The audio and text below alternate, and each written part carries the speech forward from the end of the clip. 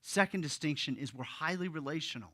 Man, it's not, everybody's different. Some people are introverted and they make friends differently. Some people are extroverted and you just know when they come in the room that they're just going to be all over the place. And we're different wiring. But here, we are highly relational. We are very much into relationships. If you want to live your life in isolation, doesn't work here. If you want to live your life just kind of coming on Sunday and leaving and going home, that's not really what Intersect Church is designed for. We want you to get into the relationships. We want you to get to know people. We want you to love on them and know what's going on in their kids' lives and their kids' names. I'll never forget, I sat with a guy one time. He had been a leader at a big church for about 15 years, and he sat with me, and he goes, I've had 3 small group pastors that's been over me, and I want you to know you're the first pastor that I've had in 15 years that's ever known my kids' names or even cared to ask.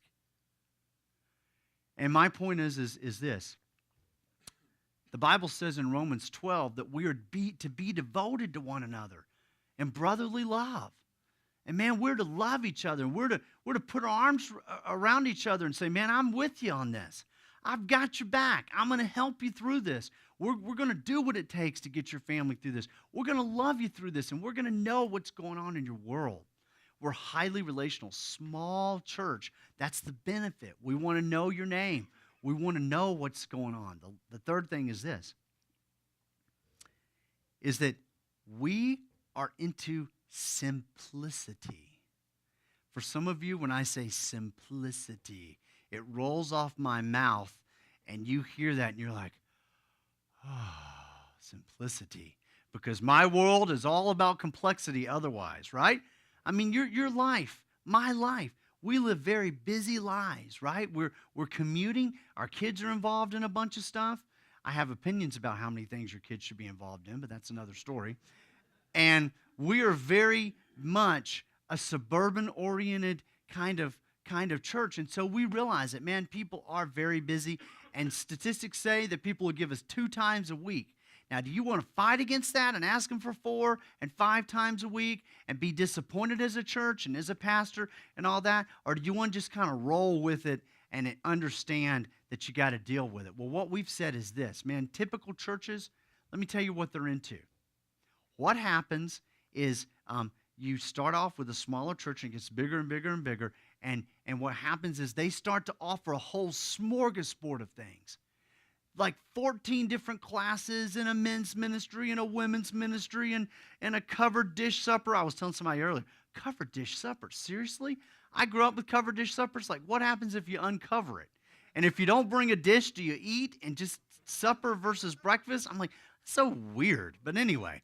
But the fact of the matter is sports ministry and this ministry and that ministry. And what happens over time is you have all these smorgasbord, and if you ask somebody, they say, oh, because everybody's needs aren't the same. There's a variety of needs, so we have a different types of ministry. And what happens is you grow all these ministries up, and so they all start competing for resources. Your church turns internal because all your volunteers are trying to booster all these 14 to 25 to 20,000 deals. I was at one mega church on staff. This is the God's honest truth. If you look at how many events for every single room in the church they have in a year, 21,000 events at this one church. And I'm going to tell you something, I'm not into that. I'm not interested in that if we had 500 people or 5,000 people. And we've just said, we're going to be simple. So normally in these churches, what happens is people come in and they'll sit in front of the pastor and say, I have a heart to do this. And the pastor says, go do it. I have a heart to do this. Oh, you go do it. I have a part. You go do that, and you go do that. And what happens is then they wind up a year or two later, and they're all the leaders of the church sitting around a table, and they're all looking at each other and scratching their heads going, how did we get here? How did we get to this place? We are just worn out. And then they have to do like neglect of some of those to make them go away so they don't hack people off so that people don't leave the church. And the solution is don't even start all that stuff.